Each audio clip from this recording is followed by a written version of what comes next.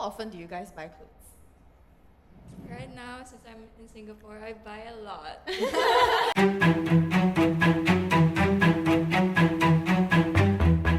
Hi everyone, welcome back to another episode of the Impulso podcast.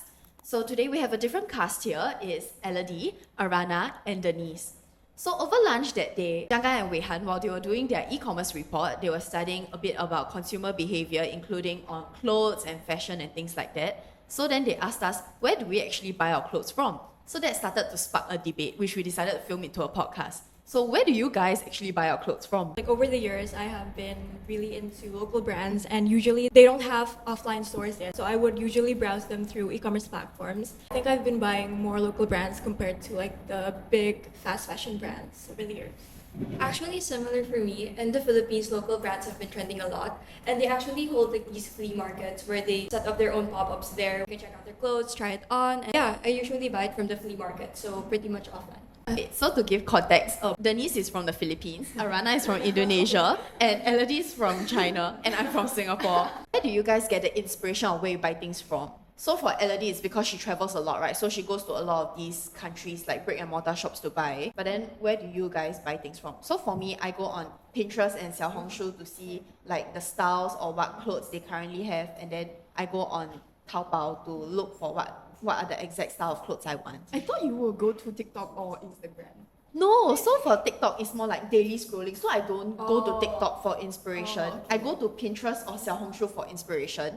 And then after that, I go on to like Taobao to search for like the exact piece of clothes. Yeah, that's quite similar to Yeah, my yeah. habit. I also go to Rednote first for inspiration. But Rednote is also my daily app. I don't know why you separate your daily app from your where you look for inspirations. So the question is, do you guys go to look for inspiration to buy clothes, or you guys while scrolling, you see like there's a style you really like, then you go online to find? So which comes first?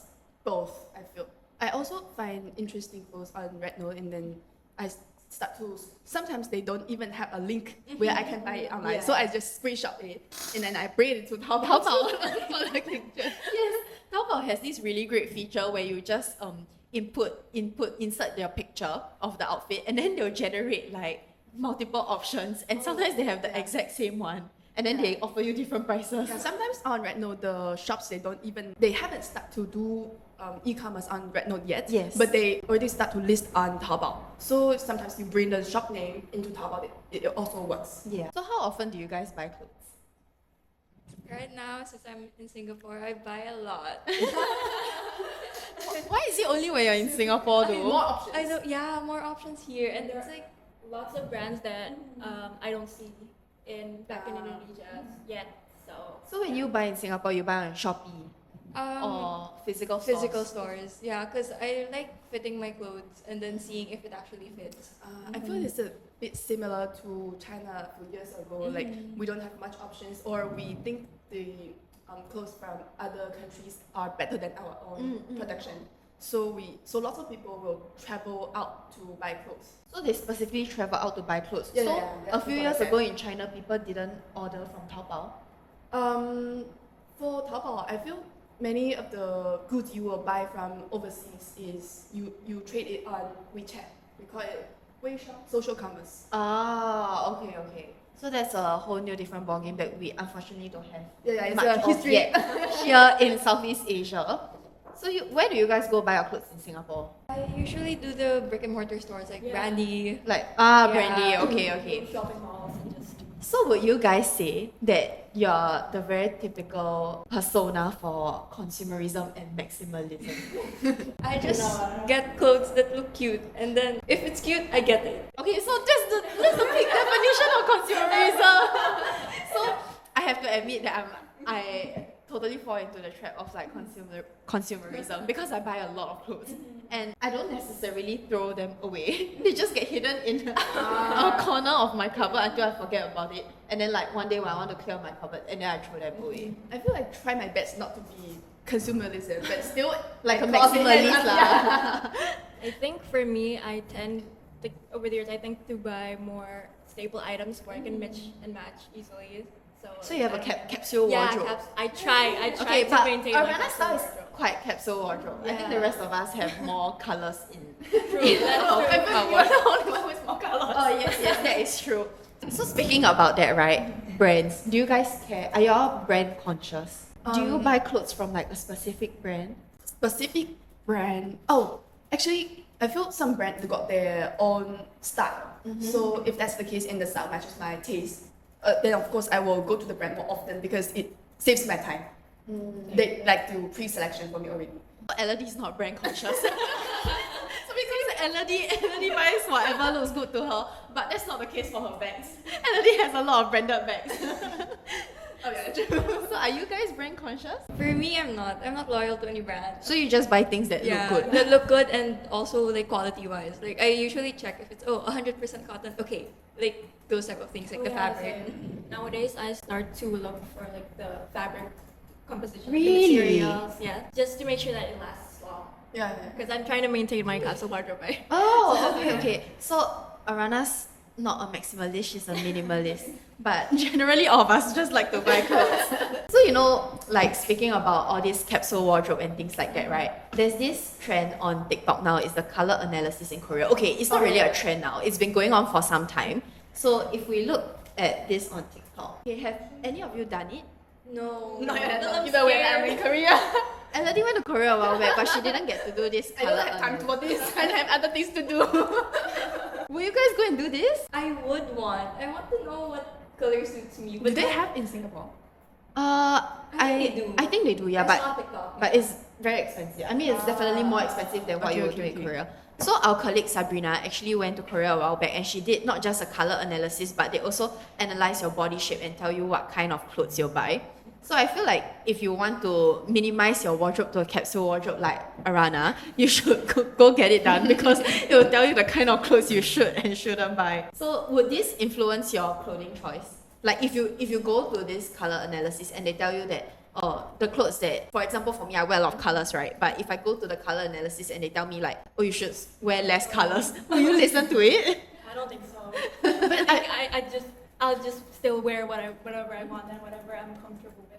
I think I'll listen to it, but then I won't like throw away the old clothes I have. I'll still wear them, but for the new clothes I'm gonna buy, I'm gonna think about the color analysis. I felt the reason why I didn't went to this color analysis is because I already know what kind of clothes will suit me well, and even if I go, the feedback will be quite similar to what I have in my wardrobe. So, I mean, what I'm getting from you guys is like fashion is obviously something that increases your confidence. So every day I wake up, I'm quite excited to see what outfit I'll put on. It just makes me feel happy. Like, for example, if I'm wearing yellow like I was yesterday, right? It makes me feel happier, like sunshine, Very spring. Yes. So when we talk about all of this, have you guys ever watched The Devil Wears Prada? Yes, it's my favorite. yeah. It's my It's favorite iconic, movie. right? I watched Okay, multiple so there's this one specific scene. Let's look at it.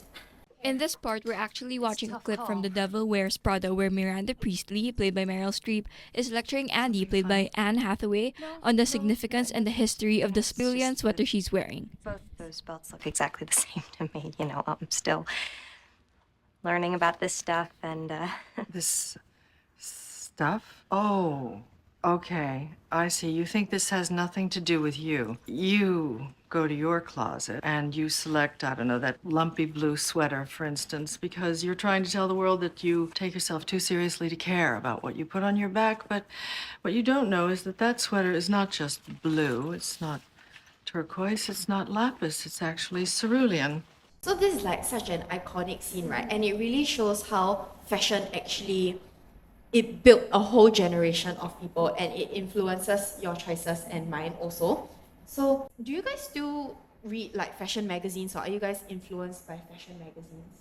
Paper magazines. Yes. Not really. Okay, but are you guys like following this trend of like, for example, Vogue, Elle? Do you care about who's on the cover of Vogue? I see it and I look at it, but I don't actively like, who's the cover? Yeah, I just get, I don't keep up with the trend.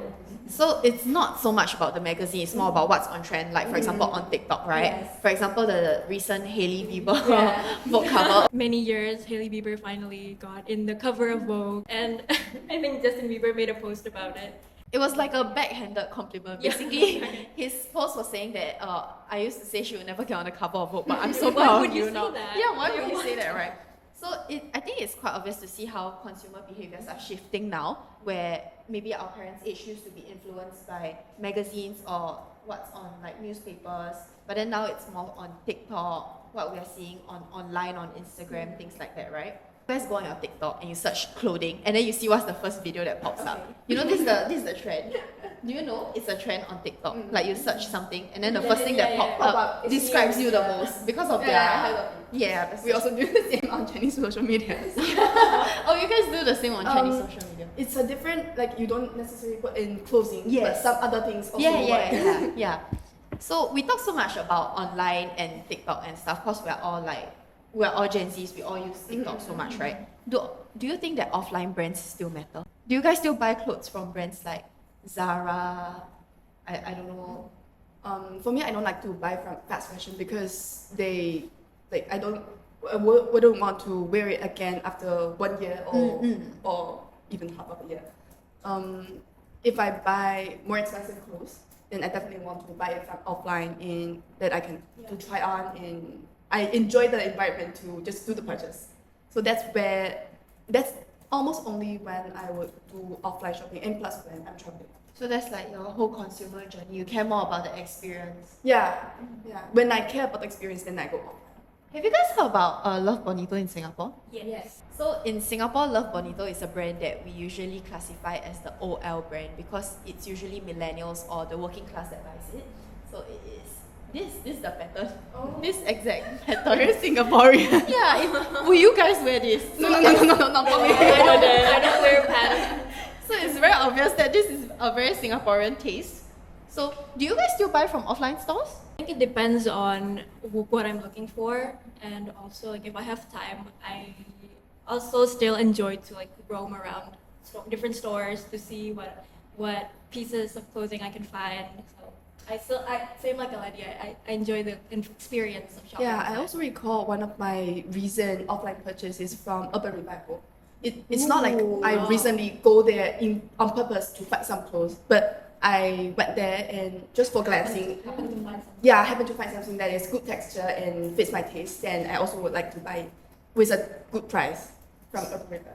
So nowadays, offline shopping is more like, it's not a destination place, more like you walk past and then you see something. So it's like window shopping. Yeah.